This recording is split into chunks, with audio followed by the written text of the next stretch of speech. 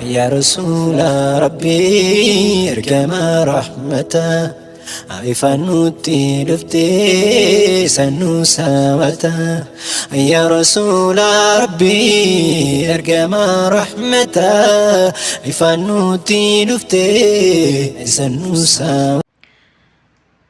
بسم الله. السلام عليكم ورحمة الله وبركاته. جرجرتور دكتور تمزيات وبيحكم نجا فيا كيسني نجيني مال فكاتا أني نجا الحمد لله قلت ربي جرجرتو أكم نجا وروتا من دابرتا تنافس الشمار كفوني أكم نجا فيا كيسني بقى نجا زراتني بقى ربي ساعتي كنا نسين إيجي بقى فيا قباتني سنين جدا وانت برامو كانت تنسودان waan jechuu barbaadu jechuun obboleettii teennaa osoo imalaa jirtuyyuu lubbuun isii baatee gara fuula rabbii deemtee rabbiin isiif haa araaramu. Innaa lillahi wa innaa ilayhi raaji'uun.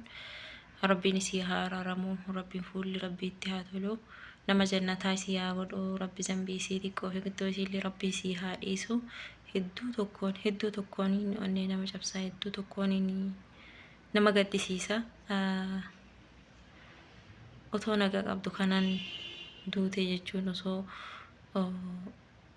galuuf hin deemaa jirti, akkaan argee galuu deemaa jirti moo na fakkaate.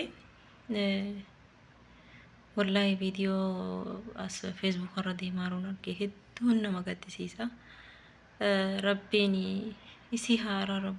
Galaa yoo jiraatte isoo si asittiin ilaala dhibamtee osoo yaalamtee isii dhukkubsattee yaalatanii akkasitti nama harkatti duute nama hin gaddisiisu. Garuu gaafa isiin dhuftu hin beekan du'a tana kaare osoo isiin guyyaa dhuftu beekaniiti itti qophaa'anii ofirratti eeganii. Kanaafuu guyyaa isiin dhuftu hin beekan waan ta'eefin nasiiba rabbiitii. Guyyaan keenyallee akkanuma as deemaa jira. Rabbiin isii haa araaramu. Nutis fakkaattu akka isiidha kan karaa isii deemu jirru hundi keenyaayyuu rabbiin nu haa qajeelchu. Otoo jirru rabbiin nu haa qajeelchu. Maatii isiitii fi firoottan isii nama isii beeku nama isii hin beekne hundaayyuu wallaahi ka qalbiin cabe hundaa rabbiin sabrii haa kennuufi. Namni isiin beekne iyyuu nama baay'eedha ta'uyyuu qalbiin cabe. Maaliif isiin boru galee gammada jireenya kana jijjiiradheetiin biyyaa baate isii gammaddeetiin galaa jirtu lubbuun isii hedduu kana keessatti hin dhabataate. Lubbuun teenya tooni bari qilleensa kisin keessa dhaabatte taana nagas lidhne bira hedduu tokkoon nama gaddisiisaa wallaahi. Maalumaafuyyuu rabbiin nama qajeelurraa rabbi nu haa taasisu. Rabbiin isii haa araaramu. Wallaahi khayrii isii hojjette rabbi isii haa awwaatu, hamtuu isii hojjette yoo jiraate rabbi isii haa dhiisu. Isiniin jedha du'aa godhaa fi haadhaaf abbaa isii illee rabbiin sabrii isaanii haa kennu. Duuti tun bakkeetti du'anis hin beekani, akkatti du'anis hin beekan, akkatti bahan beekan malee akkatti galan hin beekan. Maaliif hin deemnee dachaana jennee biyyaa baane malee deemnee du'aan kennaayyuu hin galu jennee biyyaan baane waan ta'eefin rafanis achiin hafuun jira. Osoo biyyallee jiraatanii rafanis achiinis hafuun jira waan ta'eef duutii nurra dhufaa deemti. Hunda kennaayyuu dhufaa jirti, nattis dhufaa jirti. Akkuma imaluun dhaqqabde as dhaqqabdi jennee of beekuun nurra jiraata.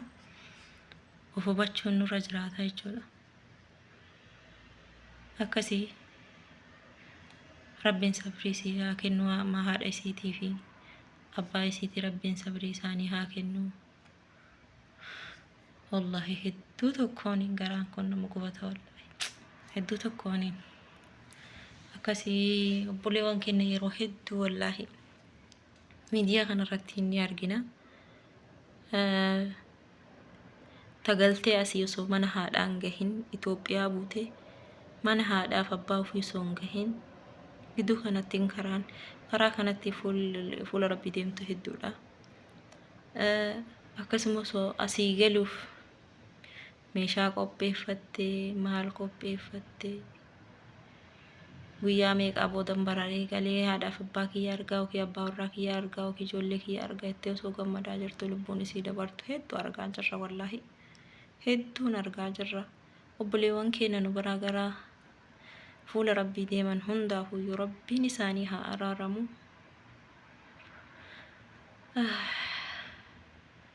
Hedduu atana wallaahi. Duuti tun hedduu nama gaddisiifti wallaahi. Nama baay'een of biraa dhabne wallaahi. Nama baay'een hangana hin jedhamne jechuudha. Of biraa dhabne yoo du'aa yaadataa hin jiraannu nu wallaahi. Rabbiin nama isa yaadatu irraa rabbi nu haa taasisu malee hedduu tokkoon hamileen nama caba wallaahi. Rabbi biyya keenyatti illee nagahaan nu haa deebisu. Ka biyya keessa jirullee rabbiin umrii isaanii nu haa dheeressu. Isiniin jedha du'aa hin dagatina. Namni hadha fayyaa soo qabu boru du'ee dhageettan. Namni hadhan deemaa irraa soo dhageettan osomaa amma deemaa jira amma naga qabaa soo dhageettanu du'ee dhageettan. Akkasii obboleettii teenyaaf rabbi haa araaramu. Fakkaatota akka isii ka jireenya kanaaf jijjiiruuf jedhanii maatii ofii jijjiiruuf jedhanii biyyaa bahanii osoo biyyaa bahaa jiran biyyaa bahaniitiin osoo dalagataa jiran dhibeen isaanitti dhuftee fayyaan isaanitti dhuftee dhibamanii ciisaa jiranii fi lubbuun rabbii itti dhufteetiin karaa daalalaa karaa deemanis rabbiin isaanii haa araaramu. Ka fayyaa dhabes rabbiin fayyaa isaanii haa kennu. Wallaahi waan dubbadhu na dhiba nama gaddisiisa waan ta'eef haasofni nama harkaa bada. Walaa kulla haaliin wanni goon jirtu waan ta'eef obboleewwan keenya hedduun takkaan of biraa dhabne ani akka mataa kootiitti jechuudha. Hiriyaa tiyyaan akkaan malee jaalladhuun of biraa dhabe wallaahi laazim. Galgalan dubbisee ganaman of biraa dhabe wallaahi laazim. Duuti baay'ee nama gaddisiifti maal godhani garuu kuni hin jiraa beeknaa jiraataa jirra waan ta'eef wanni hin jijjiiramne isii qofa. Duuti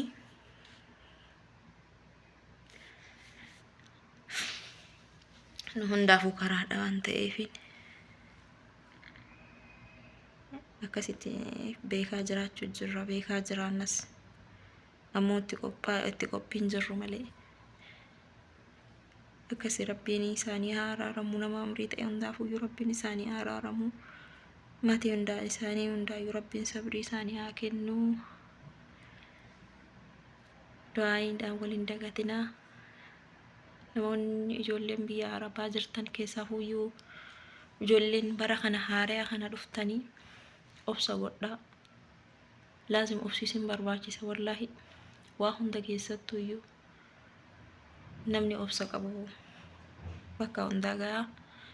Biyya ambaa hundillee dararraa hedduu qabdi, dadhabbii hedduu qabdi. Yoo dhukkubsattan dhukkubsadhee eenyuun na yaala jettaniitiin dantaa ofitti wannaan godhinaati dantaa dheettanii ofitti hin dhiisinaa. Mana yaalaa deemaa nageesseedhaanii mootummaanis isaan cinqa waan ta'eef isin geessuu danda'an xalaba warri jirtan jechuudha. Warri kuwwanis ofitti hin cadhisinaa. Duniyaa nagatti matan wallaahi laazim. Duniyaa tana hundaa haga waggaa 5 agaajjee waggaa 50 agaajjee dhiiftee birumaa deemta. Dhiiftee biraa deemta waan ta'eef taadhaa irra taburuutti caalaa jetteetiin dhiisteetiin fayyaa kan kee ofitti hin cadhisin. Fiigi yaalam wallaahi mataan si dhukkubnaan fiigi yaalam. Fayyaani si qabdi. Fayyaa irratti ofi callisuuni dadhabinna kan keeti wallaahi. Nama biraan fayyadu nama biraan miidhu suma mataa kan keeti. Anuma mataa kiyya miidha malee. Kanaafi fayyaa yoo isin dhukkubsattanii namni isin yaalu hin jiraanne haati kan keessan argitu abbaan kan keessan argu obboleessi keessan argu firri keessan argu ofii keetiif argita waan ta'eef dhukkubsatti taanaaniin mana yaalaa deemi. Waan qabdurraa fudhadhuutii deemi mana yaalaa yaalami. Akkasii rabbiin والله ربي نوها لافسو من دخيستو يو ربي نوها لافسو كسي دوتي mana namiituyyuu takkuma takkaan dhufti akkasi keenallee yeroo eeggataara malee yeromatu nu eeggataa jira malee du'uun kenna waan hin oolle kana jala murtanii furra beekuudha kana beekneeti rabbiin nu haa qajeelchuuf ittiin wallaahi jallinarraa rabbiin nu haa qajeelchuu hammeenyarraa rabbi nu haa tiksu nama keerii dalagatee deemurraa rabbi nu haa taasisu asinin jedha akkasi maatii fi aaliisii hundaayyuu rabbi sabrii isaa kennu ilmaan oromoo hundaa hamilee cabe hundaayyuu namni viidiyoo sana laalee jedhe wallaahi akkaan nama gaddisiisa osoo manni bira dhaabbatu iyyuu kun akkana osoo iyyanii osoo booyanii isin deemte garagara daaroodhaa kiraa kalas wanni sii godhan hin jiru haadhaaf abbaa isiillee taate osoo bira dhaabbatanii wanni sii godhan tokko hin jiru maaliif guyyaa isiitti ga'e waan ta'eef keenallee guyyaan akkanuma deemaa jira guyyaan tokko obullee norrumaa irrataa jirti wallaahi laazim sila kana ta'eefi rabbi nu haa qajeelchu wallaahi rabbiin guddaan nu haa qajeelchu rabbiin fayyaa nu haa kennu du'a dafxaa ammoo rabbiin nama haa baasu du'a dingataa tana rabbiin nama haa baasu rabbi nurraa haa qabu wallaahi waan akka malee nama gaddisiisu waan ta'eef duuti dafxaa tuni ka du'ellee du'ee ka hafellee haga jiru jechuu onnee isa keessaan baatu namni sun akka dingata du'uun isaa jechuu hedduu tokkoon nama rifachiisti rifaatu yeroo san rifatanii dingata namni sun bira rifatullee nama keessaan baatu abadan kanaafuu iyyuu rabbiin gala keenya nu haa tolchu wallaahi rabbiin gala keenya haa tolchu akira keenya nu haa tolchu otoo amma jirru rabbiin nu haa tolchu wallaahi du'aayin dagatinaaf du'aayii fi godha namni rabbiin irraan kadhanne eenyu irraa kadhata waan feetanuu rabbii keessan kadhaa in argattanii du'a daftaallee rabbiin nuuf katabee jiraate rabbiin nurraa haa geeddaru wallaahi rabbiin nurraa haa jejjeeru du'a akka malee rabbiin nurraa haa jejjeeru wallaahi hedduu tokkoon ani akka kiyyatti wallaahi viidiyoo san laaluun dadhabeera hedduu tokkoon laaluu dadhabe wallaahi anaayisi maal godhanire yoo wanni godhan hin jirtu wanni godhanii tokko hin jirtu kanaaf rabbiin rahmata isii haa godhu rabbi isii haa araaramu isiniin jennaa isinis du'aayin hin dagatina du'aayii godhaa fi isiniin jedha assalaamu alaykum warahmatullahi wabarakaatuh يا رب جد إن شاء الله ولد ديبني ولا رجنو تاء ربنا جاها ولدنا هذا بسو السلام عليكم ورحمة الله وبركاته في أمان الله.